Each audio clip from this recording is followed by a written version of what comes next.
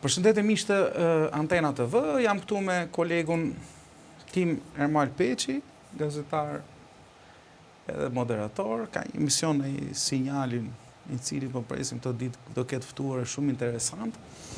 Sa i përket jo vetëm politikës apo ngjarjeve të aktualitetit, po edhe nga si arti dhe kultura, si ta quajmë, nga bota akademike. Sot ka të paktën nga zhvillimet më të rëndësishme që kanë qenë sot është protesta e Partisë Demokratike, e cila do të mbahet pranë kryeministrisë. Zoti Berisha është paraqitur në SPAK, në cilësinë e personit ndjeni, po ta quajmë se akoma nuk ka marrë, nuk është i pandehur. Personin ndjeni janë. Ashtu sikurse edhe zoti Basha, edhe zoti Berisha është rritur në SPAK, ka qenë një debat sa i përket fletëthirrjes për zotin Berisha, i kthehemi asaj situate para 2 viti, pothuajse, u bën gati 2 vite, se 1 vit arrest shtëpie ka pas pothuaj 2 vite nga dita kur zoti Berisha refuzonte të paraqitej në SPAK dhe me pas refuzimit kaloi SPAK-u, mori masa dhe kaloi nga masa detyrim paraqitje, që ishte për zotin Berisha për shkak se ishte deputet i Republikës së Shqipërisë, kalojnë masën në arrest shtëpie në mënyrë për ta detyruar që të shkonte si masë shtrënguese për të shkuar në pranë prokurorisë posaçme që t'jap llogari për dosjen Partizani. Sot zoti Berisha ka mbajtur një fjalim si gjithmonë përpara zyrave të prokurorisë posaçme, ku jo vetëm akuzoi prokurorin Irena Gjoka, sikur se bën her pas here, por dhe sipas zotit Berisha solli disa indicje ku zonja Gjoka ka qenë si e thënë këtyre që marrin tip expulsi, më saktë, e përzën. Ka qenë non grata gati. E ka përzën për shkak të një mase që ka marrë atje dhe se ka zonja në fjalë ka gënyer. Dhe edhe kur është pyetur në Shqipëri një intervistë për birnin, sipas zotit Berisha, ajo ka mashtruar, ka thënë se nuk ka pasur asnjë shkelje ligjore në Greqi dhe se ajo nuk është përzënë atje. Që ka të bëjë me formularin deklarimit apo edhe vetëm me subjektin e zonjës Irena Gjoka, po kjo pak rëndësi ka. Një nga si thua fjalit që të paktën unë do shkëputja nga retorika e përdorur nga zoti Berisha sot përpara zyrave të prokurorisë posaçme ishte se, ose më saktë ndarja, ose qëndrimi që besoj do të mbajë zoti Berisha nga tani e tutje sa i përket dosjes së 21 janarit. Dosja e 21 janarit është rikthyer prokurorinë e posaçme me një urdhër gjykatës lartë dhe një përcaktimi si krim shtetëror nga gjykata e Strasburgut. Vetë zoti Berisha njësoj edhe sot përpara gazetarëve e pranoi se edhe ai e kishte quajtur ngjarjen e 21 janarit si krim shtetëror, pavarësisht se Berisha ndryshe nga gjykata e Strasburgut e quante krim shtetëror, po pa dashje, pa dëshirë. Në këtë rast mund ta kishte edhe për të edhe për zotin Basha. Ama ku ndaj zoti Berisha me zotin Bashën, ishte një fjali ku zoti Berisha i pyetur nga gazetarët se pse i mbajtet streuar gardisët e 21 janarit, tha që unë nuk kisha deni për në atë kohë dhe se nuk është e vërtet përplasja ime me qoftë me policinë apo dhe me kryeprokurorin asaj kohë Ina Rama, pavarësisht se thënia e tij Lavire Bulevardi u bë shumë publike, sidomos pas një deklarate që i mbajtin deklarate publike që mbajti për atë dhe për ish kryeprokurore dhe për presidentin e Republikës, por të paktën disa nga gjërat që dim sot, është dhe një audio që unë do kisha dëshirë të paktën ta vija si audio, se si video nuk e fusim dot për shkak të është dhe një audio që qarkullon, ose më saktë kjo audio është ajo që ka rikthyer dhe një herë 21 janarin në fokusin e prokurorisë posaçme. Zoti Berisha sot deklaroi nga oborri i prokurorisë se serveri, kur e pyet për serverin e tatimit, që pse e zhdukët, tha, serveri i tatimit, tha, nuk është kompetencë ose nuk është nën menaxhimin e kryeministrisë. Pra, serveri i sigurisë menaxhohej nga garda. Në fakt, në thelb, paktën në dijenin time, ose ma e sa ka dosja, serveri i kryeministrisë kryesisht ishte, mos gaboj, nga gardë, menaxhohej nga garda, po ishte edhe një kompani e huaj amerikane që menaxhonte serverin e kryeministrisë. Dhe është po kjo kompani që kur është pyetur për punën e rikthimin e disa nga ndoshta pamjeve të filmimeve të ngjarjes së 21 janarit, i ka depozituar një pjesë të filmimeve, ka depozituar në programin e posaçme, po kjo është ajo që thuhet dhe nuk është e vërtetuar ende. Ajo që dihet, qoftë edhe nga audio, është se ka një komunikim midis zotit Ndreja Prendi me një nga pjesëtarët ose gardistët e grupit zjarrit. Shefi grupit zjarrit ka qenë ky deputeti Malaj. Po, agron e ka. Emrin? Agron, po. Agron Malaj, që ka qenë ish kryebashkiaku socialist, tashmë deputet socialist Agron Malaj, ai që ka qenë shefi grupit zjarrit. Sipas dosjes, është një moment kur zoti Basha ndodhej në terracën e kryeministrisë, pra ka qenë prezent gjatë ngjarjeve. Dinamika që diskutohen është që përpos ndodhjes së ngjarjeve, zoti Basha ka përgjegjësi për mos veprimin, për të ndaluar, si thuash, të shtënat, por dhe në audiopërgjimin, në fund të audiopërgjimit, ku një pjesë është bërë publike, dëgjohet komandanti i gardës, i cili e referon ndoshta tek shefi i grupit zjarrit, referon dhe mbyllet audio, e cila është në dorën e Spakut, që po ju lidh me me ministrin e Brendshëm. Tani, ideja e gjithë kësajt nuk ka lidhje, po bëjmë, si thuash, një parantese ku janë ngjarjet në sot, sepse u rikthye dosja e 21 janarit, por ajo që na bën përshtypje është ndarja njëherë për gjithmonë e zotit Berisha nga zoti Basha. Dhe deklarata e sotme ishte për këtë arsye, që serveri nuk menaxhohen nga ne, menaxhohen nga garda. A mos është ky përmal një, si thuash, lënia e përgjegjësisë për ngjarjen e 21 janarit nga zoti Berisha t'ia lej zotit Basha peshqesh? Dhe është tentativa e parë për ta shkëputur përgjegjësinë e tij nga viktimat e 21 janarit? Shko, unë shikoj zhvillimet që i kanë çështjet që lidhen me drejtësinë, i shikoj ndarazin nga zhvillimet apo nga përgjigjet apo nga gjysmë vërtetat që mund t'i japësh para gazetarëve. Në fakt, zoti Berisha, para se dali dhe të flasi te gazetarë në optikën time, kjo është një çështje e cila është shumë sensitive. Dhe nuk ka nevojë më të shpërqendrohet dhe nuk ka më nevojë të fokusohet e gjithë problematika, e gjithë çështja, e gjithë ngjarja me gjysmë informacione.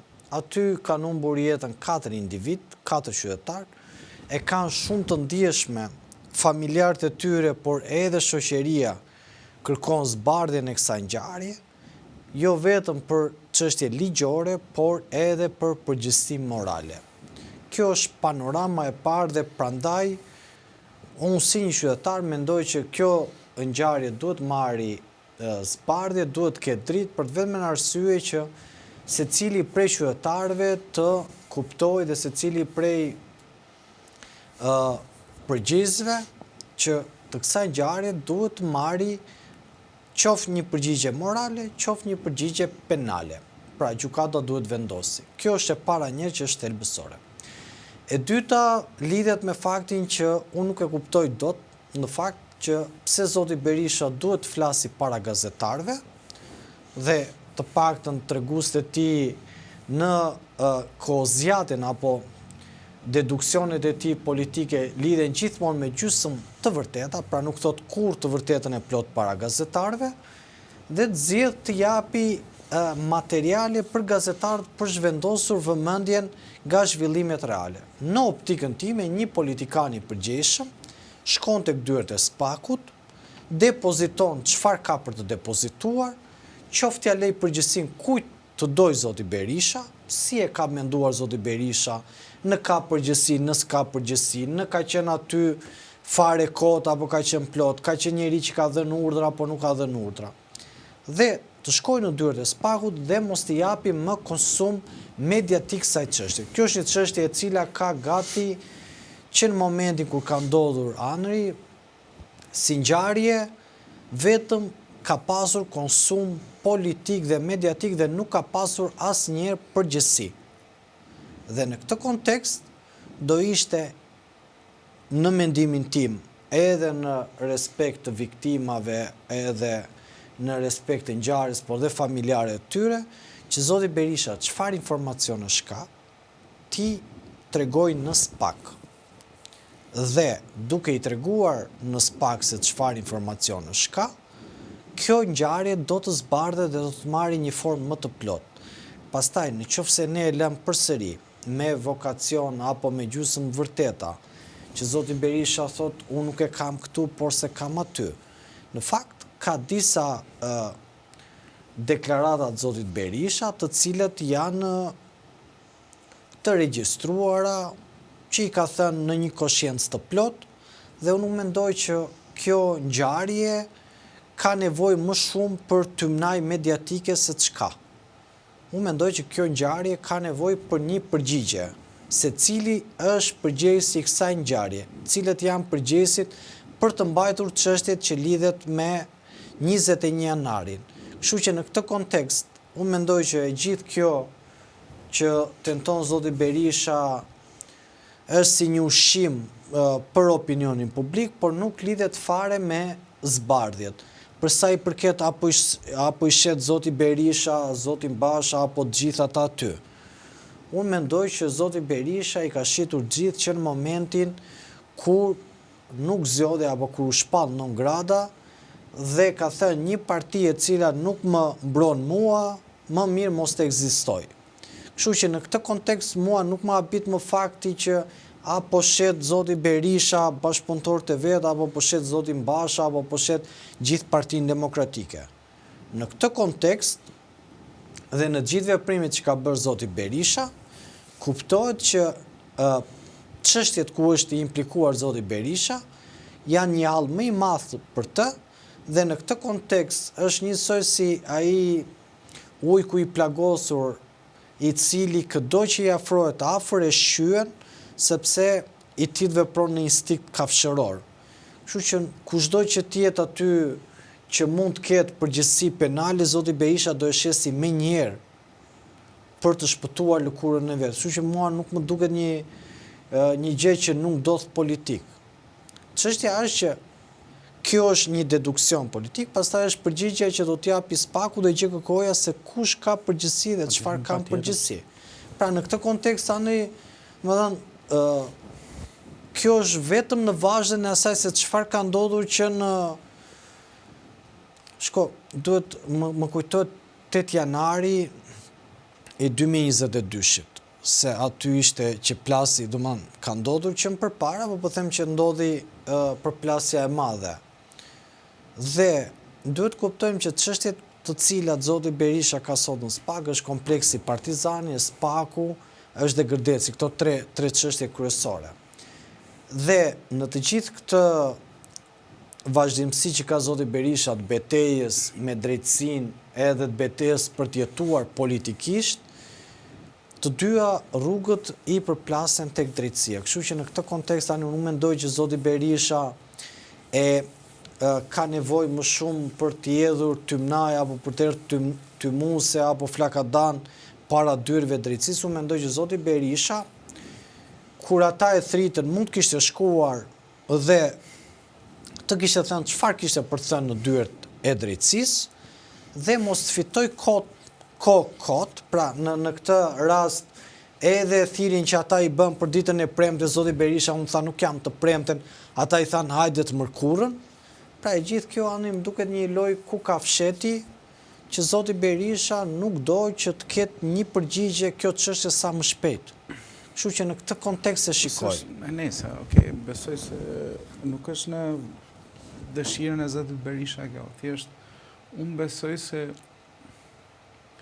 tani për shembull, është një mik emisionit jon, Arben Priti, bëjnë pyetje pse Pyet Ermani do dali bashkë në protestë, do bëhen 3 veta. Po Arben, unë besoj se Ermani nuk ka si ta di këtë përgjigje, se Ermani nuk ka lidhje me Bashën, sa i përket protestave dhe se sa masive mund të jenë protestat e zotit Basha. Ama për sa i përket pyetjes që u bë 21 janari për bllokun e Metës, po sigurisht për bllokun e Metës u bë. Pra ishte video e cila faktoi në thonjza, paktën për opinionin publik dhe jo për ekspertët që analizuan atë, se në atë moment po vidheshin diku të 700.000 euro vetëm për një rast, për një hidrocentral, dhe parat sigurisht do shkonin për politikanët dhe nuk shkonin në arkën e shtetit, ka që thjesht ishte. Dhe bloku Metës ishte ai që mbante shënim të gjitha aferat e qeverisë asaj kohe, pra qeveria ishte Berisha, Meta dhe gjithë të tjerët. Basha ishte njësoj si Meta, nuk ishte fuqi vendimarrëse sa i përket bllokut kuq zotit Meta. Ama Berisha për të sqaruar, për të shpëtuar qeverinë e tij të brisht, se nëse mbani mend atëherë ka qenë vetëm 7 mandate Partia Demokratike, rekrutoi 4 deputet të Lëvizjes Socialiste për Integrim. I pari ishte Ditran Prifti dhe me radhë shkuan dhe të tjerët. Dhe për 4 deputet, Partia Demokratike e ndau pushtetin thuajse në gjysmë, ku Lëvizja Socialiste për Integrim mori institucionet madje më të mëdha sa i përket të punësimit. Pra me numrin më të madh të punonjësve të administratës, sepse ishte një parti kryesisht, si thua, e nisur ndoshta idealiste, po përfundoi pragmatiste dhe kleptomane. Dhe qeveria Berisha Meta e ktheu atë që zoti Berisha është sot. Sa i përket gjithë gjunaja që ka përpara opinionit publik dhe se si ndodhi jo vetëm ngjarjet e Instagramit, por gjithë ngjarjet e tjera që madje jo vetëm për opinionin publik, fajtor për ndarjen e pushtetit me demokratët, të cilët realisht nuk e kanë duruar kur zotin Meta, as integrusit e tjerë që vinin prapa zotit Meta, për sa kohë ishte një qeveri, gjysma e qeverisë ishte sipas tyre më e korruptuar se ata, pavarësisht se kush ishte më shumë ose më pak. Ama sa për pyetjen pse e bëri Rama president, Rama e bëri president zotin Meta nuk e bëri kur e kërkojnë koalicion. Pra, nuk e bëri në 2013 nëse kujtohesh.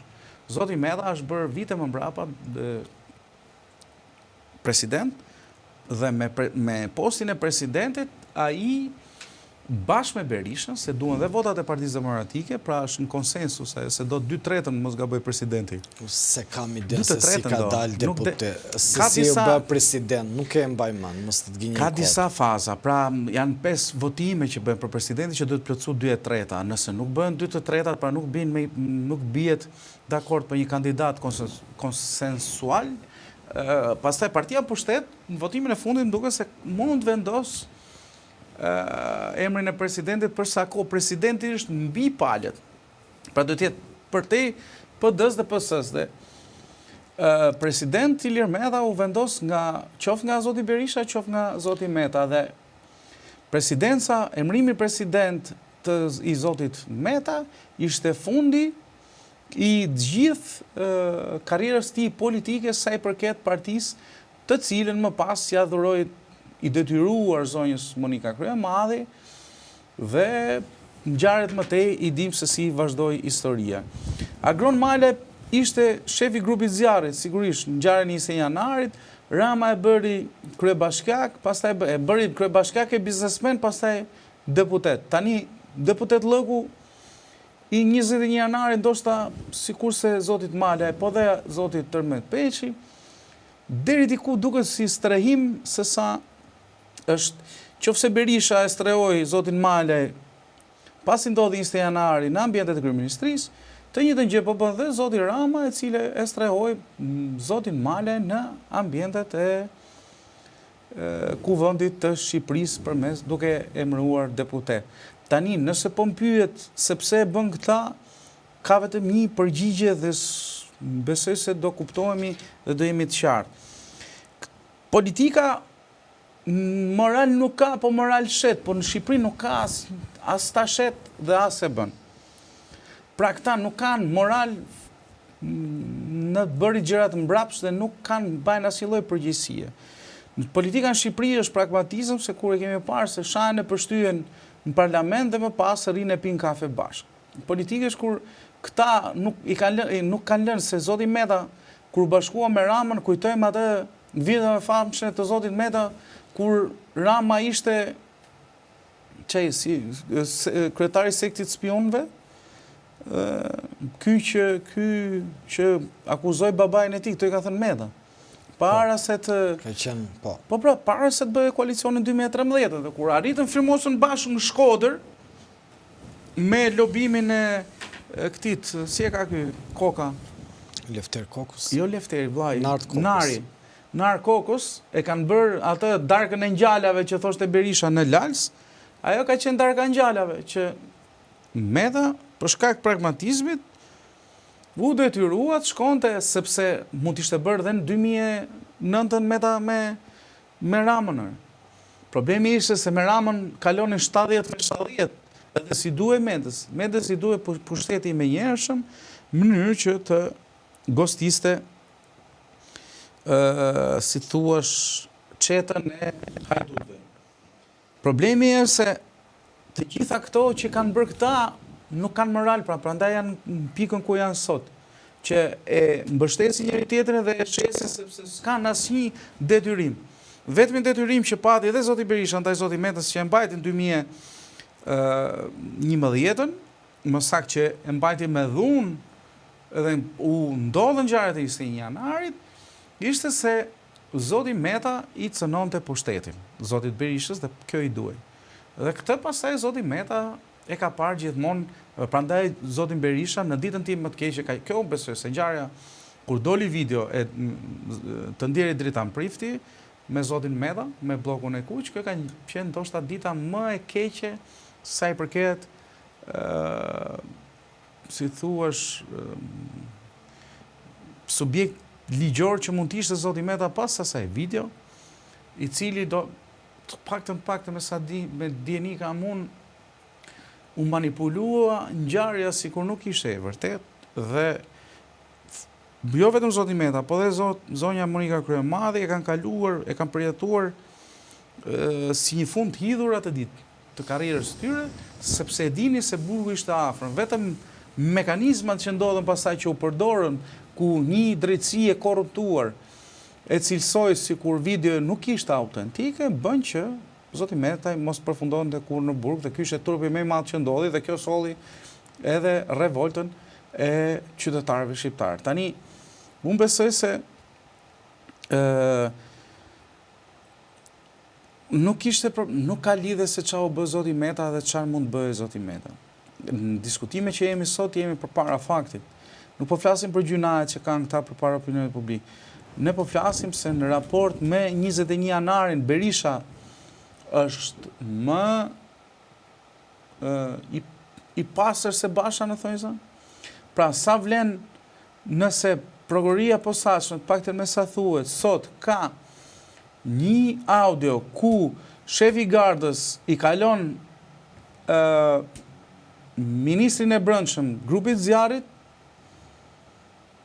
nuk a e bën pis zotin Berisha, a është i gatshëm zoti Berisha për shkak të ngjarjeve që ndodhen qoftë me largimin e tij nga partia ose me marrjen e Vulës dhe Logos dhe pastaj me 8 janarin, se ne gjithmonë kemi spekuluar kur themi që këta e kanë bërë dhe e kanë të sajuar qoftë edhe ndarjen partijake, si me thënë, apo më saktë dyshohet se dhe është një pakt midis Bashës dhe Berisha, pa ka përfunduar ky pakt? Pra në raport me kur këta të dy janë përballë drejtësisë, a do ndryshojë marrëdhënia Basha Berisha njëherë për gjithmonë dhe a është dita sotme, deklarata e sotme ndarja për njëherë edhe për gjithmonë mes Berishës dhe Bashës, sa i përket interesave, se nuk po flasim këtu për partijake se kanë kohë që janë ndarë, po flasim për interesa të Lirisë. A cënohet dikush për tyre me burg, dhe sa cënohet Berisha dhe sa cënohet zoti Basha. Unë besoj se për shkak të ngjarjeve ose siç janë zhvilluar deri tani, Berisha do elçojë zotin Basha, as nuk diskutohet fare. Për sa kohë e bën fajtor për qoftë për zinxhirin komandues të gardës, se thotë është kompetencia jote edhe sikur, edhe në fakt ashtu është. Se prandaj këta kryeministrat e ne nuk kanë dinë iman këta, edhe nuk mbajnë përgjegjësi. Është dhe një, për shembull, një lidhje tjetër që mund ta bënte zoti Berisha me këtë të serverit të kryeministrisë është dhe po ky IT-ja i serverit të kryeministrisë është dhe kryetari i partisë Bashës sot apo jo? Endri Hasa. Kështu që edhe kandidati, kryetari i partisë Atlantikëve. Pra, zoti Hasa ka qenë më shumë afër me Bashën. Mi fjalë një lidhje që mund ta bëjë zoti Berisha që po ai që ka qenë shefi i IT-s, që mund ka fshirë, që thënë se ka fshirë serverin e kryeministrisë, është kryetari i partisë zotit Basha, nuk është kryetari i partisë time. Fjalë më afër po e mban zoti Basha se sa po e mbajmë ne. Fakti që thotë që menaxhimin e serverit sigurisë, serverit kryeministrisë e menaxhon garda, edhe kjo është një ndarje që zoti Berisha her pas here thotë për pavarësisht se thotë një deklaratë ku thotë që unë nuk e dija, nëse ishin vrarë nga afër, ishin ca deklarata ose konstatime se fillimisht ishin vrarë nga afër, se i pam nga mjekët, unë besoj se kjo është gënjeshtër një, se ka ndodhur ashtu. Është një, në audio ekziston, përmendet Gentian Kuta thotë i vetmi politikan që nuk do të ketë probleme me drejtsinë është Basha. Shikuesi të tjerë që janë ose me probleme me drejtsinë ose lëprisa përkarige, respekte për ju të dy, thotë Gentian Kuta. Por ne nuk po themi se do ketë probleme me drejtsinë. Ne po diskutojmë në raport me zotin Basha përballë ngjarjes 21 janarit. Fakti që del në audio përgjimi që është marrë, që është kaluar zoti Bashka, ekzistojnë dëshmi të ish-ministrit brendshëm të asaj kohe, zotit Ben Imami, ku thuhet se zoti Basha ka marrë në telefon zotin Imami për të ndërhyrë për 21 janarin, që ndërhyu ushtria në turmën ose protestuesit e 21 janarit dhe zoti Arben Imami, pra ish ministri i drejtësisë, ka refuzuar. Pra nuk ka kërkuar Berisha Imami të ndërhyjë. Kështu që unë besoj se këto janë ngjarjet ose kjo është të paktën ajo që këto janë ngjarjet që do zhvillohen të paktën ose mendohet se do zhvillohen her pas here të paktën ndarja ose lufta më e madhe që do bëhet është kush e ka fajin. Për asnjë nga ngjarjet ose për të dy ngjarjet, të dy zotërit unë kam pyetur prokuror ose ekspert, sepse ka një vijë e hollë të ndarjes. Atë që presin qytetarët është që vrasje nga pakujdesia, se kështu quhet, kanë dhënë urdhër për vrasje, por edhe gardistët e 20 janarit janë dënuar për vrasje nga pakujdesia, nuk janë dënuar për vrasje. Por ajo që dyshohet për të dy subjektet në fjalë, si zotin Berisha, si zotin Basha, nuk e di këtë që nuk është, me fjalë, edhe për zotin Imami që thash e di që nuk është se është pyetur, nuk është thritur për rastin fjalë, po ekziston një deklarat. Ideja është që unë besoj se si për zotin Basha, si për zotin Berisha, ajo që deri më tani akuza që rëndohen deri tani është përdorim detyre. Por midis përdorimit detyrës dhe urdhrit për të vrarë ose për të qelluar në turm, pra vrasje nga pakujdesia, është vetëm një vijë e hollë që ndan. Me aq prokuror sa kam pyetur ose ekspert fushën, më shumë për rastin fjalë rrezikon zoti Basha për shkak të lidhjeve ose të provave që janë deri tani sesa zoti Berisha, sepse vetëm për një fakt, edhe nëse ishte çmendur garda, edhe nëse ishte çmendur kryeministri, edhe se ishin çmendur protestuesit bashkë me Ramën që shkuan atje për të bërë dhunë dhe për për të qelluar policinë me shkopin druri, Basha ka vetëm një përgjegjësi të vetme, që kur pas situatën, sepse të shtënat me armë janë bërë pasi turma u shpërnda. Pra ajo, si thuash, valja e madhe e protestuesve.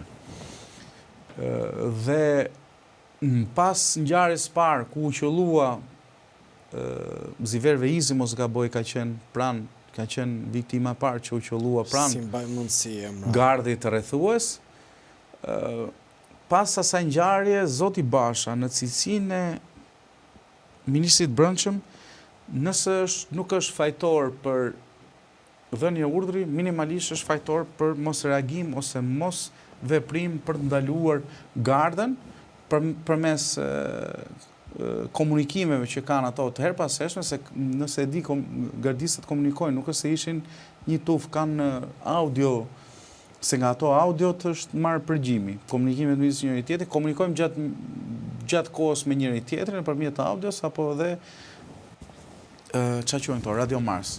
Dhe është dhe zoti Basha për fat të keq për zotit Basha, ekziston edhe një provë sipas këtyre indiceve që zoti Basha ka qenë taras me një Radio Mars dhe vërtet mos ke dhënë urdhër, por minimalisht pretendoi se duhet ta ndalonte gardën që të qëllonte mbi turm. Unë nuk është se kam shumë informacione se çfarë po ndodh për këtë çështje, por di të them që çfarë do lloj gjëje do duhet të ketë një përgjigje nga dyert e drejtësisë. Mendoj që këtij të investigimi apo kësaj çështje më shumë i bëjnë dëm gjysmë të vërtetat. Mendoj që në kontekstet e ngjarjeve ku aktorët kryesor kanë pasur rol, do duhet shkojnë në dyert e SPAK-ut, të depozitojnë çfarë kanë për të depozituar, të ruajnë sekretin hetimor dhe më pas drejtësia të japi një përgjigje. Kjo çështje është shumë e konsumuar mediatikisht, është shumë e ngarkuar me emocion për shkak të ngjarjes sensitive dhe të rëndë që ka ndodhur në 21 janar. Kështu që në këtë kontekst, në gjithë këto zhvillime, në gjithë të panoramë, mendoj që çdo gjë do duhet kalojë nga dyert e drejtësisë që dhe ne si qytetarë kemi një përgjigje se çfarë ka ndodhur konkretisht më datën për çështjen e 21 janarit. Kjo është ajo që unë mendoj edhe unë në përgjithësi për çështje që s'kam shumë informacion, nuk zgjedh të mbaj qëndrime apo të shprehem për shkak se e kam informacionin e pakët për këtë ngjarje, e di që është ngjarje shumë e ndjeshme dhe besoj që ka një informacion të madh me jo. Vetëm informacion është që thash, Basha është në tarrac me Radio Mars, në audio përgjime që kanë dalë, po këtë po them, nuk është s'kam asnjë nga këto informacione. Është publike, janë TikTok. Nuk është se kanë nxjerrë edhe 24. Është kjo që ka dorëzuar Artan Hoxha, thua? Pjesa për Alex Nikën, këtë po them. Kjo është një nga ato përgjimet, po pra. Është ku Andrea Prendi thotë njëri nga gardistët, se harrova tani emrin se s'po gjej as videon këtu se kam biseda. I thotë njëri nga gardistët ta qelloj gjak, ku dëgjon. Kështu që në këtë kontekst, prandaj them në këtë kontekst do duhet dali e gjithë ngjarja të ketë dritë që mos të ketë më tymnaj mediatike që shoqëron, se nuk i bën mirë asgjëje si ngjarje. Nuk është se do besojnë shqiptarët se çfarë drite do hedhin këta po. Jo, më për në sensin e një ngjarje. Bëhet fjalë për të bërë dritë, këtu bëhet fjalë për të në sensin minimalisht të japi përgjigje familjarës viktimave, po për dritë këtu dritë s'ka për të pasur, çfarë dritë do kitu. Po t'ishe për të bërë dritë do i kishin marrë më përpara këta, po t'kishin dëshirën për ta bërë dritë nuk do i detyronte gjykata e lartë të merrnin dosjen. Po t'kishin prova, po ashtu do i kishin bërë. Ta s'kishin as prova, as duan të bëjnë dritë. Dhe në këtë kontekst, ajo që po ndodh sot është paktën që këta po mundohen t'ia vënë fajin zotit Berisha. Zoti Berisha mund të ketë shumë faj, më shumë faj se kaq. Problemi është se A e rrezikon? Këtë do diskutoj unë, është si ti thua tani. Po, ajo është një ngjarje dhe një çështje që rrezikon çdo. Prandaj them unë që drejtësia duhet t'japë përgjigje. Po si e rrezikon Berishën që ta marrin vesh për këtë botë? Unë nuk e di si e rrezikon, se nuk e kam konceptin si ka funksionuar zinxhiri komandues, se ka aq shumë opsione sa nuk e kam kompetencën e dur që t'jap një përgjegjësi se si implikohet. Unë them drejtësia bën gjën më të mirë ta zbardhi këtë çështje dhe ne na japi. Unë në përgjithësi bëj deduksione politike, unë nuk jam marrë ndonjëherë. Prokurorin Karanxha ka qenë te dosja e janarit, mos gaboj, ka qenë dhe te dosja e... Prokurori mund t'japi, Karanxha mund t'japi mendimin e vet, po unë flas... Jo për mendimin, po them çfarë. Po se ka qenë ekspert, prandaj po them, kurse unë nuk mund t'jap dot përgjigje për to. Te Durrës Kukës. Po prandaj po them, mos t'jap dot përgjigje për to. Aty ku ka qenë dhe Ina Rama dhe thot ai e ka pushu çështjen. Kur s'kan bë drejtësia atëherë ato që kishin provat aty që të bëjnë drejtësi sot. Kështu që në këtë kontekst unë vet besoj tek Spaku. Spaku të paktën në optikën time e jep një përgjigje. Mendoj tani të diskutojmë pak çfarë po ndodh me skenaret e protestës, të bëj një parashtrim unë fillim e më pas, në fakt ditën e sotme. Unë s'di për këtë pjesë, se di çfarë mund të kenë ndodhur atje, jo s'ka ndodhur asgjë për protestën, se protesta... Çfarë mund të... Të paktën sipas burimeve dhe informacioneve të Partisë Demokratike, është një protest që mund zgjasi deri në 2 orë, është një protest e cila do të jetë me podium. Aktualisht tematika lidhet me familjen, ekonomin edhe pronën, pra këto treja kam vënë. Kam vënë dhe një gjysmë tematik për Belinda Ballukun, për zëvendës kryeministren, për aferën që ajo po akuzohet në SPAK. Dhe kjo është, për momentet e para nuk është një protest kombëtare, edhe pse ka 2 javë që është lajmëruar, është një protest që do të bëhet vetëm me degët e Tiranës. Dhe me degët e Tiranës do të jetë një protest e cila nuk do të ketë zonat për qark që të vinë në suport, por do të jetë vetëm një protest që do të bëhet vetëm me mbështetësit nga Tirana, dhe më pas do të shtri zoti Berisha një foltore 2. Ku? Po kështu e ka menduar, ai ka thënë do të, nuk e se e ka përcaktuar. Në këtë kontekst, në këto ngjarje dhe në këto zhvillime, mund të them që e gjithë kjo panoramë dhe e gjithë kjo situatë lidhet drejt për drejt me faktin që tashmë Partia Demokratike është në një moment të vështirë politik, është në një moment e cila edhe pse vjen pas humbjeve pavarësisht strategjisë që përdorën për zgjedhjet lokale, ata tashmë po tentojnë, dhe jo vetëm po tentojnë, por po zgjedhin. Humbën ata zgjedhje lokale, ata të humbën kishin zgjedhje lokale. Jo, dakord, por nuk zgjodhen të shkonin fare me kandidat. Morën pjesë fare. Në këtë kontekst, zgjodhen të mbështesin kandidat pavarur që ishin po kandidatët e tyre. Në këtë kontekst, pa bërë dhe një analizë. Në Vlorë ishte e atyre se u zunë ata çketet. Imi i joti, se unë isha në studio. Jam unë i PD-s, jam unë i PD-s. Jo, a i thoshte, sepse zoti Berisha donte Sotën, nuk donte Gjergjnikën. Gjergjin kush e donte? Gjergji hyri vetë me vullnetin e vetë. Nuk e se donte PD-ja, them? Jo, nuk e donte zoti Berisha. Po PD-ja e mbështetja apo jo? Vlorës, po PD-ja e Vlorës ka një simpati për Gjergjin, për shkak se Gjergji është që në 97-ën në PD. Është 97, po iku te Basha. Po s'ka lidhje Basha i PD-s është, nuk është se ishte... Jo, Basha s'është më i PD-s, ka qenë. Si s'është më i PD-s? Po s'është më i PD-s Basha, Basha nuk është më Basha parti. është ngarë për vullën e Partisë Demokratike. Ma betitre, nuk po them për atë. Unë them nuk është më i PD-s për sa kohë nuk e qas njërin PD. Po se aty asnjë që është kundër Berishës nuk e qas njëri, po do thotë që si e me PD. Kundër Berishës ishte edhe ky... Kush? Qa ka ky? Ky që ishte në Fjertën, Gazbardhi, edhe aty e marri e prapë. Jo, si ishte kundër Berishës zoti Bardhi. Jo, ma ba ishte Saljani ishte kundër Berishës. Janë bashkuar të gjitha pro Berishës, ja ka njojtur, e ka njojë vullnetin. Po s'ka lidhe ma ata kanë qenë aty në PD. S'po më kupton edhe një, nuk po them gjë, nuk po them gjë.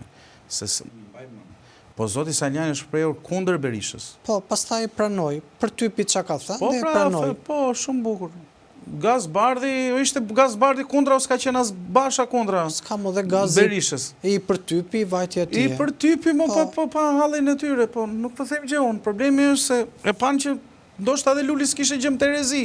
Edhe u treguan pragmatist, po ka rëndësi shumë. Po s'ka rëndësi politikisht kjo gjë se a ka politikisht flitet për parime, nuk flitet për interesin personal. Jo, s'flitet fare për parime. Sepse nuk flitet për parime, kur ti parimet e tua nuk i bën dot me një që humbë her pas here.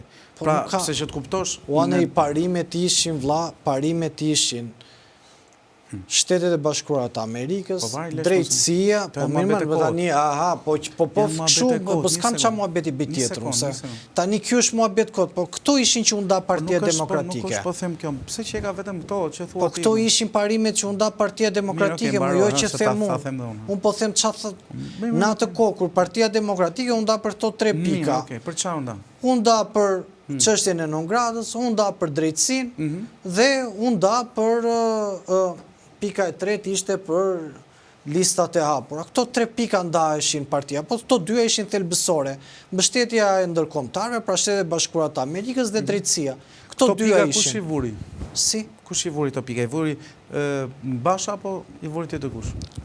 Këto 2 pika ishin vllaz si ndasi, o do jesh me Shtetet e Bashkuara të Amerikës. Që vendos Basha pra mendonte, pra o do jesh me Shtetet e Bashkuara të Amerikës. Jo, mendonin shumë njerëz, çfarë lidhje ka? Po mirë pra, tani këta të tjerët që janë PD, që votojnë Berishën, mendojnë që s'duan të jenë me Shtetet e Bashkuara të Amerikës. Shumë mirë, më kanë drejtën e tyre. Po këtë po them pra unë, këtë po them, mos po them, pra për këtë po them, ky është pragmatizmi që them unë, mos po them që s'duhet jetë kështu siç thot Basha.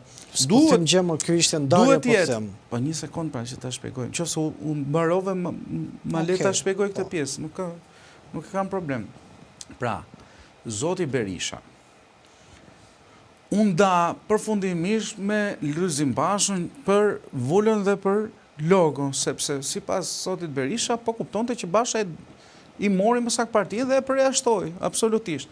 Sepse zoti Basha mendonte që nuk mund të rinte një non grata në Partinë Demokratike, sepse i cënonte marrëdhëniet e interesit me ndërkombëtarët, që kanë qenë për një kohë gjatë shumë të rëndësishme për Partinë Demokratike, që me formimin e saj, apo jo, në këtë sens. Raporti me drejtësinë doli më mrapa, që do ta mbajmë me drejtësinë mirë, se ta mbajmë me drejtësinë, se aty janë të gjithë për të shkuar në burg. Qoftë nga Basha, ndoshta mund të jetë i fundit i të fundëve, nuk ka rëndësi, por edhe Basha është sot në dyert e SPAK-ut, tani iku dhe kjo legjenda.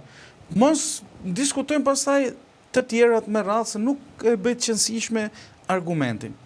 Basha nuk është më i miri të mirëve, edhe s'ka për qenë në herë, sepse njerëzit e njohin kush është Basha, pavarësisht se si e prezantojmë ne në publik. Problemi është se ndasinë, unë flas vetëm për ndarjen, nuk po flas kush është më i mirë, a kush është më i keq. Ti e di unë s'votoj asnjërin as tjetrin, se kam votuar në herë. Një tjetër vetë s'kam për ta votuar në herë. Po e di më po kjo është prandaj, po jo se duket sikur po mbroj Berishën unë dhe po shaj Bashën. Jo, po thot njëri që po mbron Berishën, po them, po flasim për politikë, më kontekstin e politikës. Politika është kush voton, Ermal, nuk është politika kush do donin ne që pra. Unë do doja si tisha me ty dhe me Bashën me të 3 parimet që ti the, por nuk janë 500.000 demokratët, Ermal. Dhe këtu mbaron debati. Këtu mbaron debati se nuk e vendosim unë e ti. Pra ne, nëse do e vendosim unë e ti, unë vendos që votoj Euroatlantikët bashkë me ty, votoj për Bashën, se e besoj ngritur mbi 3 parimet dhe deri tani ka qenë një figurë që s'ka shkel, tani shkelin SPAK, po nuk ishte shkelur në SPAK, po pavarësisht se çfarë mendojmë për zotin Basha, se tjetër gjë është mos të kenë marrë akoma dhe tjetër gjë është ose mos të kesh bërë burg akoma, se ashtu po treqeriku i ministrave qoftë Berishës, e qoftë Ramës, që kanë kaluar deri tani s'kan bërë gjithë burgun. Po ato nuk janë ajkave e shoqërisë ose pas kanë pas edhe deputetët, pa le ministrat, nuk kanë pasur dorë ndonjëherë te thesi i madh. Tani në thelb, unë besoj se zoti Berisha Basha është në garë për vullën, por nuk ka shanse ta marrë vullën vetëm për një gjë. Sepse nuk len demokratët. Edhe ti ki zoti Berisha, unë besoj për sa kohë, vetëm po vdiq Berisha. në qoftë se ka fatalitete, se nuk e jep gjykata, sepse edhe argumenti i fundit i gjykatës u dha mbasi u pa zgjedhjet lokale. Mbasi gjykata krijoi bindjen që tani demokratët janë të Berishës o vlla, dum as dum ne. A kupton? Votuan për atë, e refuzuan zotin Basha. Më saktë jo zotin Basha, si ishte pjesë në zgjedhjet lokale, ishte zoti Ali Bey apo jo? Me këtë me zotin Bardhi ishin të dy. Më ky drejtë që ka qenë Zoti Bejko. Me zotin Bejko. Problemi është që ti, zotri, nuk mundesh ti tani të kërkosh, ngrihesh ti thu tani mu bin ti mua, mu bin Pakicës. Po nuk ekziston kjo, nuk ka gjyqtar që ty të ndihmon në këtë pjesë. Vula është vula, unë nuk do ju të komentoj se futem diskutime. Kam qef të komentosh të pjesë. Jo, po nuk komentoj, jo kam qef që të komentosh diçka që unë ndoshta se kuptoj. Ajo është një çështje ligjore. Aty janë firmosur me një vulë të një njësie, janë firmosur pa fund proces verbal. Është një çështje që duhet vi një jurist të ta shpjegojë në detaje se çfarë është bërë aty. E kupton? Dhe problemi i vulës partisë... Ore, dakor, por nuk jam... Ore, ke parti që unë e kam zgjedhje në jetë këtë burë. Gjerat që nuk jam ekspert, nuk zgjedh të flasë edhe mund të tojnë... Unë jam ekspert për të gjitha, unë po them të apësh i mendime, po mendimi po të them këtë gjë. O, Aneri, po të them këtë gjë.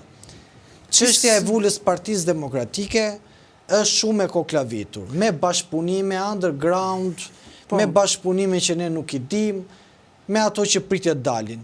Kështu që në këtë kontekst, vula e Partisë Demokratike dhe valvula psikologjike që krijoi zoti Berisha dhe skema që krijoi zoti Berisha, sepse tani unë të flas se kam qenë aty në PD, por e gjithmonë jo, po them kam qenë aty në sensin unë mund të them Andri që pavarësisht se këta thoshin zoti Berisha në zgjedhjet kur zoti Bejko kandidoi që kanë qenë 2023, që thoshin partia ishte e qartë, unë kam qenë prezent vetë në disa zona që zoti Bardhi së bashku me kandidatët e tjerë.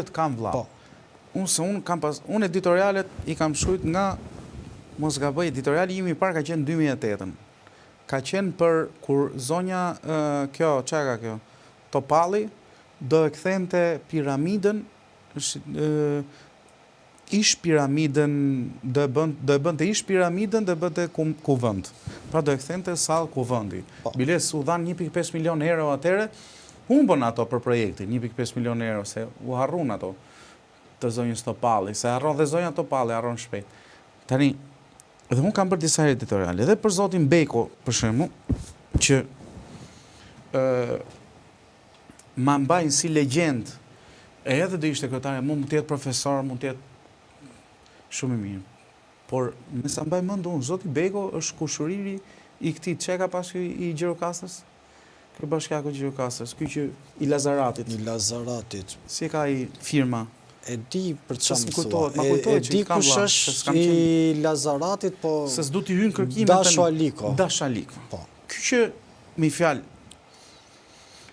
po t'i hymë këtyne parimorve, në thelb, e zëm Basha është njeriu, më falë, po them për zotin Bejko, zoti Bejko me Dasho Aliko vërtet kanë lidhje gjaku, po s'kanë lidhje personale. Ka qenë atje, kanë qenë bashkë. Ka dhe foto që kanë qenë bashkë. Po të them nuk kanë lidhje personale, po të them se mund të qenë kushuri e ka të dytë. Po ka qenë dhe në çadër bashkë, më të fotografiu të dy. Po të them... Prit ma kupto konceptin, të kam vlla.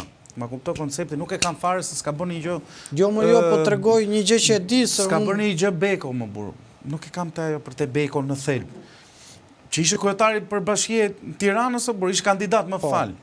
Tani një kandidat që ti nuk del do të sot kryetari bashkisë Tiranës, dalesh të më thush ose jo po droga në për rrethinat e Tiranës me çfarë morali. Kur del pavarësisht s'ke bërë ti më. A më del ti mu me një kushurinë tënë që e bërë e ktheu Lazaratin një nga kryeqytetin e Europës sa e përket shitblerjes së hashashit? Çfarë morali ka? Unë nuk po them për zotin Beko. Çfarë morali ka? Qoftë, e zëm, Berisha është kriminali më i madh që kemi parë sot. 21 janari, Gërdeci, 18 shtatori, me çfarë morali kanë këta njerëz që kur ishin, sa ishin me Berishën, e kishin hynë Berishën. Dhe i shkoni nga mrapa, edhe kur vriste, edhe kur priste, edhe kur hidhte njerëz në fshatrat e tërë në erë, dishte fshatra me barut. Dhe këta i vishin nga mrapa lepepeqe, dhe i bindeshin zoti Berisha, dhe ku i gjetën moralin këta njerëz, dhe zëmë se për një moment këta nuk kanë bërë asgjë, s'kanë prekur asgjë me dorë, janë gjithë pafajshëm. Më i fajshmi është zoti Berisha, ky është kriminali i vendit. Ku është morali këtyre tjerëve që kanë ecur me të njëjtën rrugic ku ka ecur ai, kanë firmosur me të njëjtën dorë për atë. Po Andri, prandaj them drejtësia duhet japi përgjigje se kjo. Po sepse nuk mundet, sepse shkoçi, e di çfarë ndodh pastaj, i bie që këtu askush. Po e dha pra përgjigjen drejtësia për bllokun e Kushtit Ilir Metës që ishte manipuluar video. Ti mendon se ishte manipuluar tani? Ne po flasim për drejtësinë hyjnore. Unë po them një drejtësi. Nuk po flas për drejtësinë që kemi pas deri sot e burr. Ne këtu e kemi ditur që nuk ka pasur drejtësi. Ne kemi ditur se ajo çështje, domethënë, bloku i famshëm të Ilir Metës, Partia Demokratike e paguan dhe sot. Po pra. Sepse gjithë pse mendon ti se ka qenë ajo drejtësia foli për atë, tha nuk ishte manipuluar. Hajde ti përmbajmë drejtësisë. Andri. Tani nuk funksionon kështu, po të them, pasi ajo ngjarje u amnistua politikisht, pasojat edhe sot. Kishte shumë tjera për Berisha kusure. Po të them pasojat e një ngjarje, se tani po të them pasojat e një ngjarje. Dhe po i vuan dhe sot. Tani nuk mundet që Berisha ishte non grata për 21 janarin. Një strukturë politike. Non grata për 21 janarin në burr. Ore, unë nuk e di për çfarë bër Berisha non grata. Unë di vetëm për shkrimin që kam bërë ata. Dhe kam menduar si një djalë i ri dhe ta kam thënë, në qoftë se do më pyesje para 7 vitesh, do isha një njeri që do bëja kamikazin e Berishës në studio. Tani më po ta them vetë. Tani si bie dhe unë që kam pasur si mirë dhe unë moralisht, po as kam 50 lek. Po jo, se ke marti. Po jo marrë, por nuk funksionon kështu, se ashtu i bie, këtu i bie që PS-ja, do më thënë, e gjithë struktura e PS-s është me dam morale dhe gjustro, por nuk funksionon politika kështu. Ashtu funksionon. Në optikën time jo. Po jo, pra në optikën time, unë në 2013 e kam përshtetër Edi Rama. Biles, kur u zgjodhi Edi Rama që u bërë rotacion politik, qoftë edhe me ata që e kam dënuar pjesën që e rehabilitoi Ilir Metën brenda Partisë Socialiste, kur firmosi atë firmën Shkodër, me gjithë atë dam nga Afrika ai, se bëri nga Afrika, se thoshte inshallah. Tani nuk e di nga Afrika. Unë e di bëri nga Afrika se mendonte se nuk e merrte. Nuk ka rëndësi tani, po të do hyj kësaj diskutimi se është bëri nga Afrika. Për Ramën nuk kishte rëndësi me Metën Hajdut apo me Metën jo Hajdut më, të merrte pushtetin. Për mua ka rëndësi, po them. Dhe unë e kam dënuar atë. Qatë ditë që kam ndodhur e kam hedhur, kam reaguar për atë pjesë, kam bërë editorialin tim. Unë kam votuar Partisë Socialiste dhe Edi Ramën 2013. Por Ilir Metën nuk e doja. Mbi konceptet që kisha unë për Edi Ramën 2013. Po unë sot nuk mund të jem me Edi Ramën. Më kupton çfarë po të them? Nuk e sot, dakor. Prit. Po nuk po të vej faj ty. Po s'po them. Po prit më një sekond me le ta kuptoj. Të lutem, ma le ta kuptoj. Ta kuptosh se çfarë dua të them. Nuk po të bëj me faj orë mal. S'ka asnjë faj ti. Problemi është sepse këta njerëz të bëjnë pis. Të bëjnë pis. Unë po them se gjithë kanë bërë shkelje ligjore pse kanë punuar në administratën e Ramës.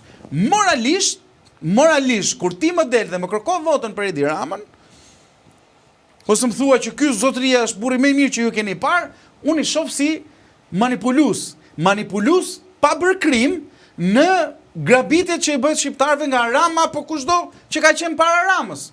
S'mund të them unë tani që ky është. Ky është manipulus o vlla, është mashtrues, ky nuk ka vjedh vet, por punon për Hajdutin. Nuk i ka durë te tepsia, po bën katarsisin e Hajdutit. Po më kërkon votën për një Hajdut. Me certifikum nga drejtësia sot. Rama, sot që flasim, ne nuk ka asnjë çështje s'pak. Po ta marrim kështu. Basha ka, Berisha ka, Meta ka, tani ti si mendon?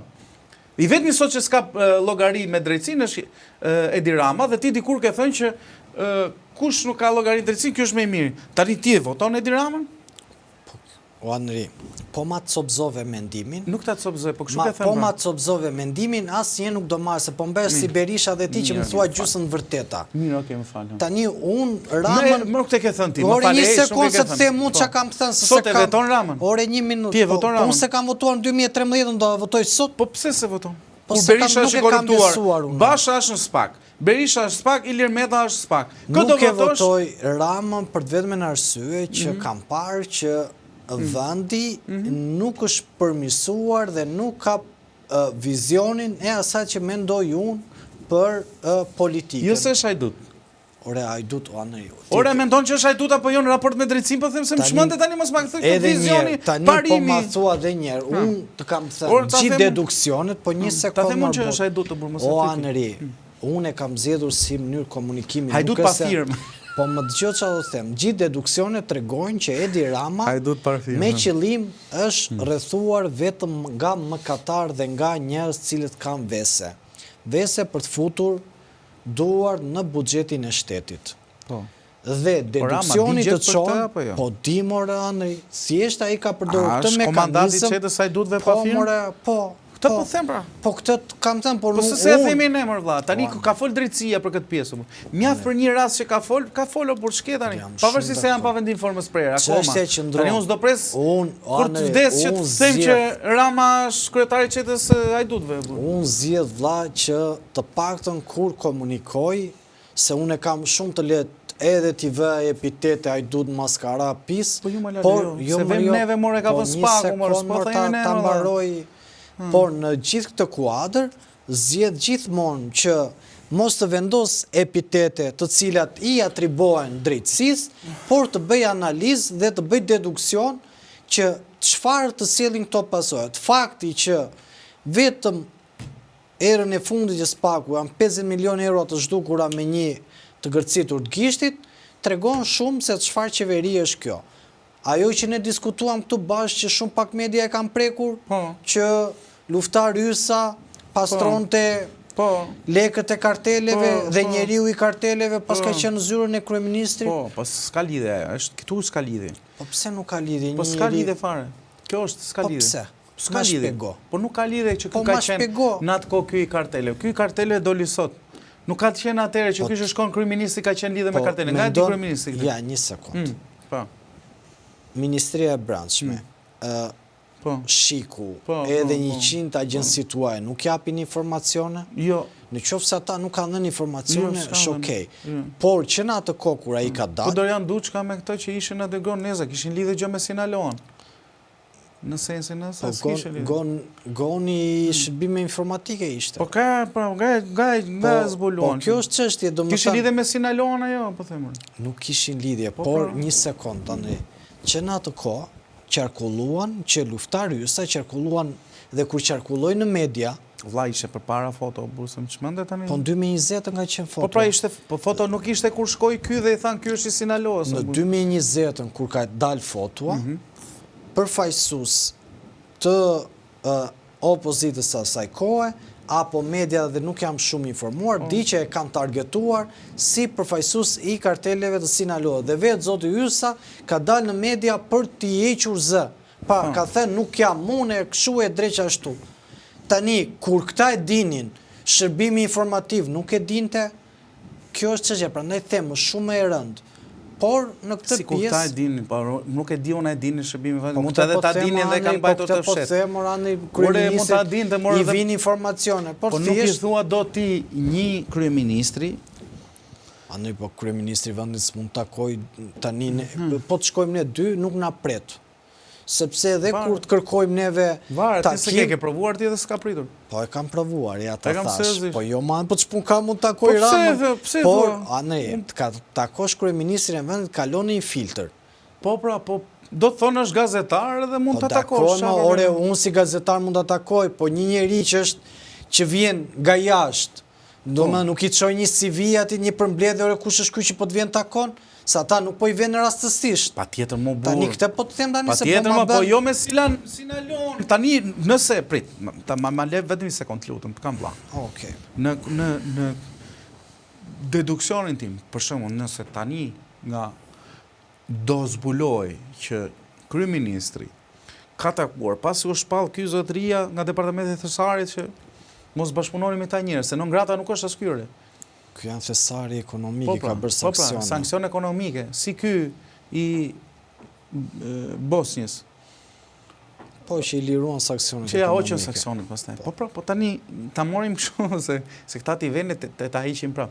Njëllën, prit një sekond. Po janë kontekste të ndryshme. Prit, mor, nuk po them gjë, po prit duro, nuk po them se ky është burr më i mirë se ky. Se kam hallin te burri. Nuk po them se kush është i mirë apo i keq, polici mirë, polici keq. Unë po them që nëse Rama e takon tani zotrin fjalë, do dilte foto që ky takon luftar Hysën, po kjo po do ishte skandaloze. Po në një moment 2020 ku zotria nuk kishte lidhje të paktën ose me sa di unë të paktën, e kupton se ma shpjegoni se ka pas lidhje edhe nëse ka pas lidhje ka takuar shumë keq ka bërë burr. Jashtëzakonisht shumë keq ka bërë. Problemi është a ka pas zotria lidhje në atë kohë që flitej që ky pastrot e parë. Ata thonë që po. Kush e thot për ata? Zërat e medias, po. Ore media që ka thënë. Po tani unë nuk të erdha me informacion plot, po di që luftari para 2 vjetësh ka dalë burr që doli dhe në media në Shqipëri.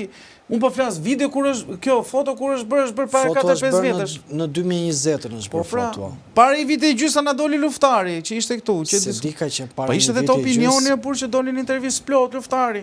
Ja ta gjej unë. Mund të vazhdosh për lexuesin ti. Luftari Hysa ta kuptoj maksimumi 2 vjet. Ja, luftari Hysa opinion. Kur ka qenë çfarë viti? 3 years ago. Po pra. Kështu që se bin telefonin. 3 years ago ka qenë, 3 vjet pas ka qenë luftari Hysa në opinion për ta sqaruar. Ai është pyetur edhe në Itali kryeministri Rama për këtë çështje. Dhe është pyetur dhe në Itali dhe aty të dy këta kanë thënë gjëra ndryshe. Italiane e pyeti Rai, ai Rajt që e pyeti që erdhi këtu e bëri intervistën këtu ai në kryeministri. Po të dy dhanë versione të ndryshme dhe po ti futesh thellë asaj diskutimi e shikojnë që ka aq shumë handikape logjik sa nuk do rritë me marrë. Po se qanë kokën Rama për këtë të më burë. Thotë, s'ka, nuk do t'ja di, po nuk e dhe. Rama mund të thotë nuk them në sytë e mi, pa Rama mund të thotë asë më bëtë vonë. Po për Ramës nuk i bëtë vonë dhe nuk e pengon të kjo pjesa si gjë për sa kohë. Po nuk mund t'i bëjë vonë një njeriu që ka marrë botën kriminale e bëri kryetar bashkie. A, kjo është e rëndë. Tani, po të flasë për Ramën në kontekst, në më dhënë kjo gjej duket lule. A i ka bërë, po unë po them që është po të marrë gjerat më se këtu mbi vendosen ai shumë ngjarje. Për luftarin, ai mund të justifikohet nga mjesintar, është tjetër se çfarë mendojmë ne, ose çfarë themi ne, ja se ai e dinte po nuk ka dashur, tregonte ka dashur me biznes. Për luftarin ai justifikohet në këtë sens po them burr, se justifikohet që nuk e kam ditur, s'ka qenë personazh në kërkim, mas ka pasim, ashtu e kam takuar si biznesmen, ai thotë është biznes suksesshëm, ma ka prezantuar si till, kam pyetur, s'ka pas penalitete. Ka që burr në këtë sens.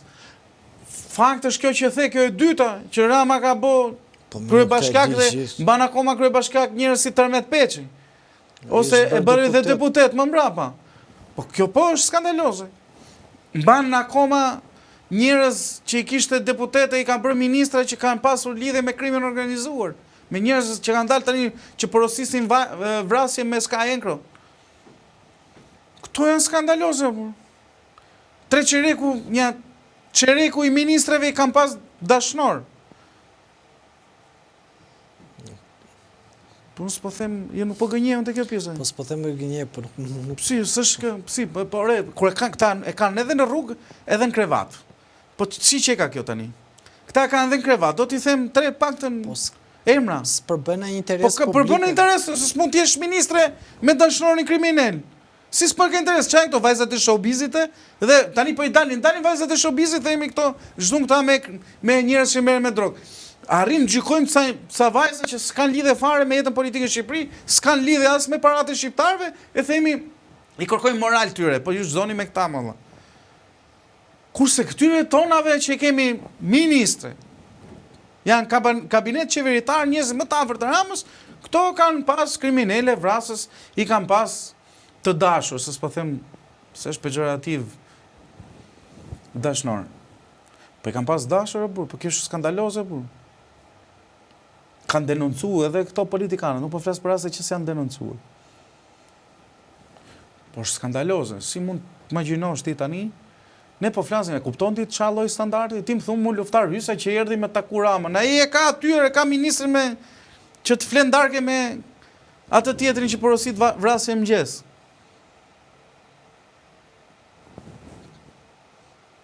E përpos vrasjeve që porosit ai me Sky Enkro, do të ketë edhe një bisedë aty që ka folë edhe për këto zonjat. Nuk po them që janë të gjitha.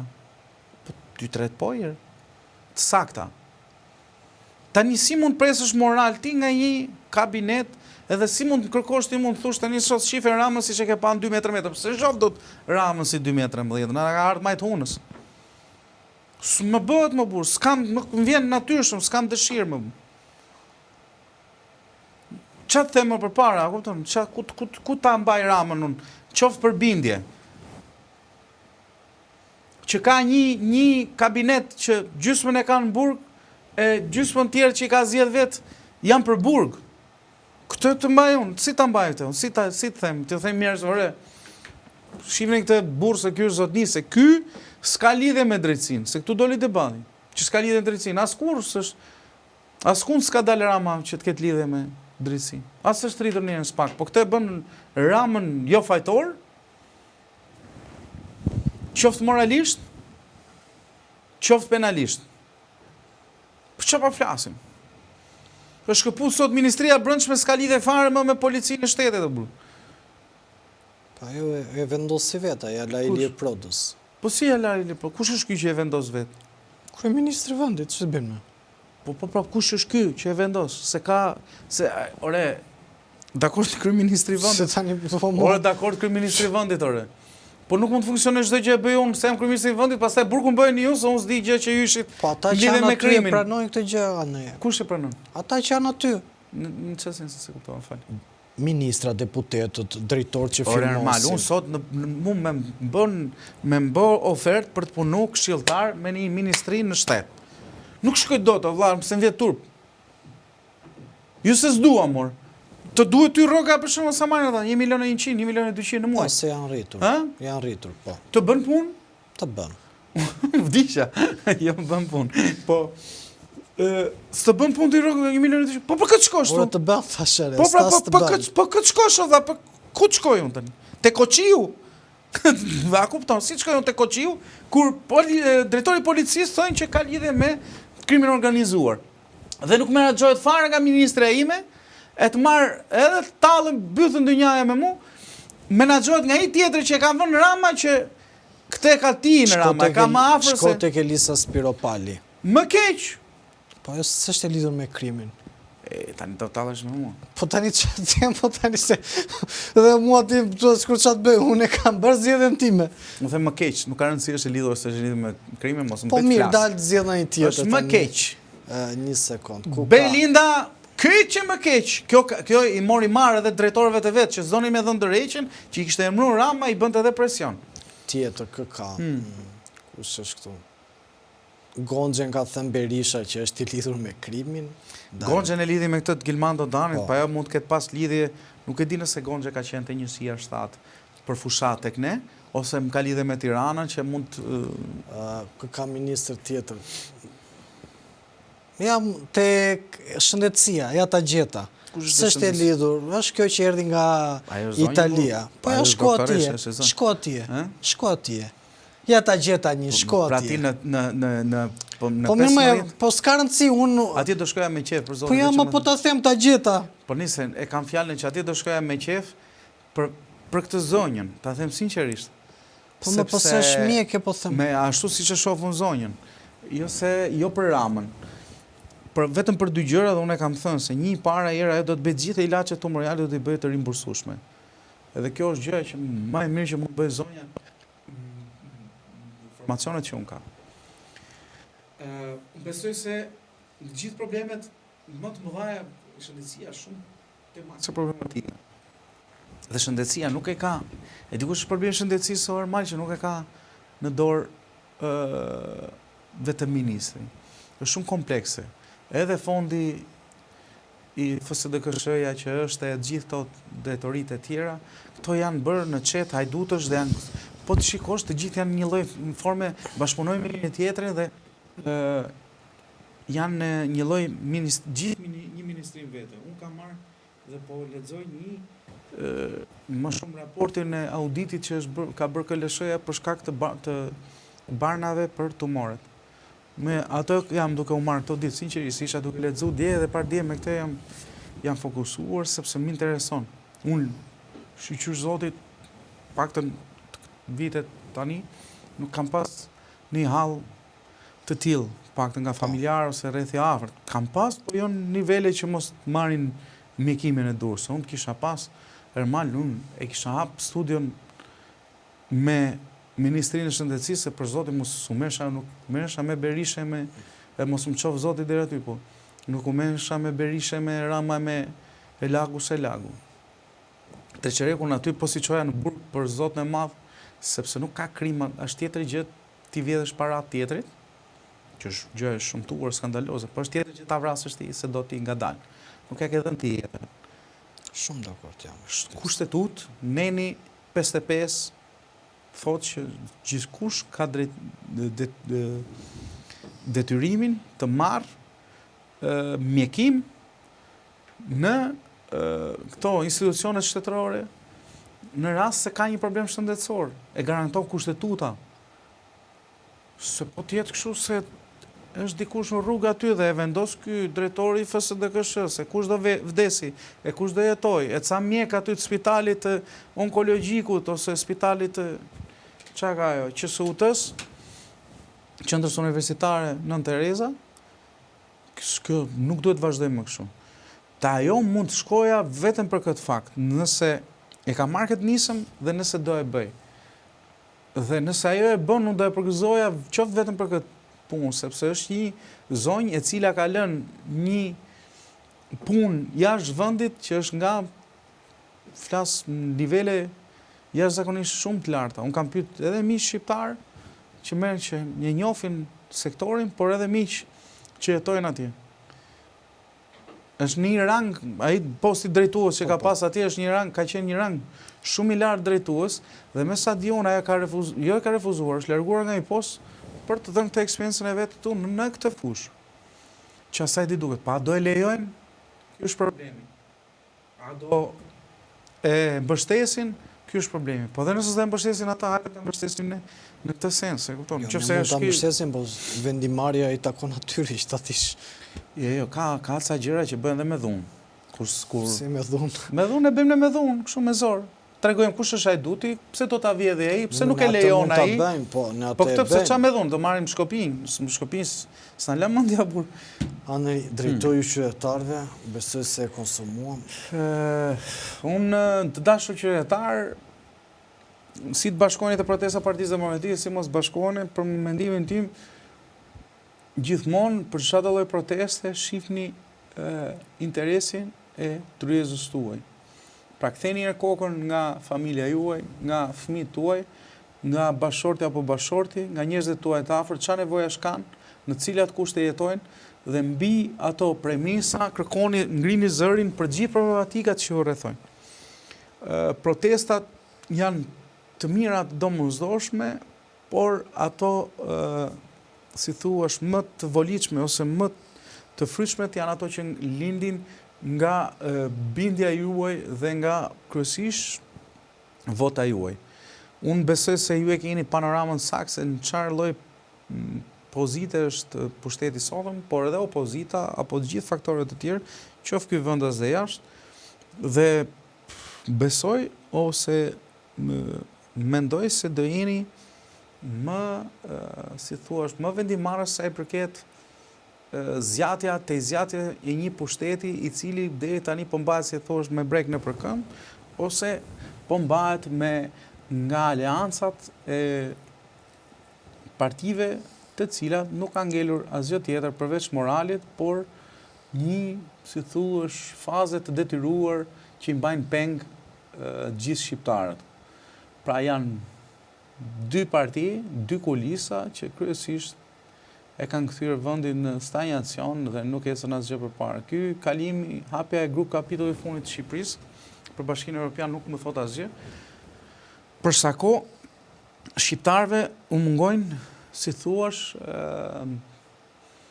të drejtat e tyre minimale ose lirit e drejtat e njeriut që shkelen çdo ditë. Me drejta për të arsimuar, ndoshta e drejta për të vesh mbathur, për të jetuar, për të punuar, për të ndërtuar familje, për të bler një shtëpi, që është e drejta minimale, edhe në kushtetut ekziston ligji i strehimit. Çdo njeri ka drejt të ketë një shtëpi për strehim, ose një ambient për strehim, për ende strehat sociale. Por që këtu të ne, asnjëra nga këto, as nuk ka vëmendjen e dur, as nuk respektohet. Gjithsesi, nëse keni dëshirë her pas here, kur na shihni në telefonin tuaj apo televizionin tuaj kur jeni në YouTube, për temat që ne kemi, ju lutem bëni një reagim her pas here, sepse ne komentet e juaja që kanë të bëjnë me temën i lexojmë. Na bëni subscribe në faqen ton Antena TV-s, na bëni like, koment absolutisht dhe na sugjeroni te miqtë tuaj nëse e ndjeni se ne mirë apo keq me këtë investimin ton të vogël, po bëjmë punë qoftë pak të mirë ose që ka lidhje me logjikën apo me mendimin tuaj ose mënyrën tuaj të arsyetuar. Gjithsesi unë bashkë me Ermalin ju përshëndes dhe ti do jesh më brava me zotin profesor Gupi. Varësit atyre në varësit Gupit. Për dëni mendim tjetër? Varësit Gupit. Faleminderit dashur miq, dhe besoj se shihemi